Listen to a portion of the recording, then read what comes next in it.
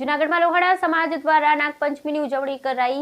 મહિલાઓએ નાગદેવતાની પૂજન કરી ઉજવણી કરી. જૂનાગઢમાં લોહાણા સમાજ દ્વારા નાગપંચમીની ઉજવણી નાગદેવતાનું પૂજન કરી મહિલાઓએ કરી ઉજવણી. રુદ્રાક્ષ એપાર્ટમેન્ટ સામે કોટક નિવાસમાં નાગપંચમીની બહેનોએ ઉજવણી કરી હતી અને નાગદેવનું પૂજન અર્ચન કરવામાં આવ્યું હતું. પવિત્ર શ્રાવણ માસ નજીક આવી રહ્યો છે ત્યારે હિન્દુ ધર્મના પવિત્ર તહેવારોની શરૂઆત પ્રારંભ એટલે આજે અષાઢ વદ પાંચમ એટલે લોહાણા સમાજની નાગપંચમીની શહેરના અંબિકા ચોક ખાતે રુદ્રાક્ષ એપાર્ટમેન્ટ સામે વર્ષોની પરંપરા મુજબ કોટેચા નિવાસના આંગણે લોહાણા સમાજના બહેનોએ નાગદેવતાનું પૂજન કરી શ્રીફળ વધેરી પલાળેલા અને અંકુરિત થયેલા ચણા અને બાજરો અને મગનો પ્રસાદ અર્પણ કરી ઉજવણી કરી હતી. આ પ્રસંગે બહેનોએ બહોળી સંખ્યામાં ઉમટી નાગપંચમીની ઉજવણીને સાર્થક કરી હતી.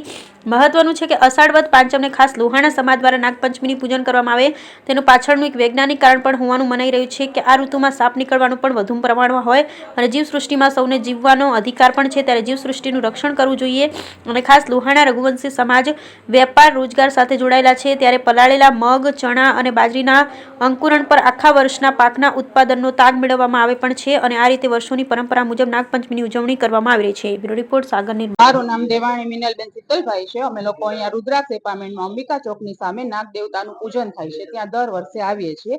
અષાઢ વદ પાંચમને દિવસે અમારું નાગ પૂજન લોહાણાની નાગ પાંચમ હોય છે તેનું નાગ પૂજન કરીએ છીએ અને વર્ષોથી અહીંયા લોકો કાકીની લોકો કરાવે છે. અમે દર વર્ષે આવીએ છીએ, ટાઢું એકટાણું ખાઈને એકટાણું કરીએ છીએ અને ફરાળ કરીએ છીએ અને બહુ વ્યવસ્થિત રીતે અહીંયા પૂજા અને વ્યવસ્થા બધી સરસ છે.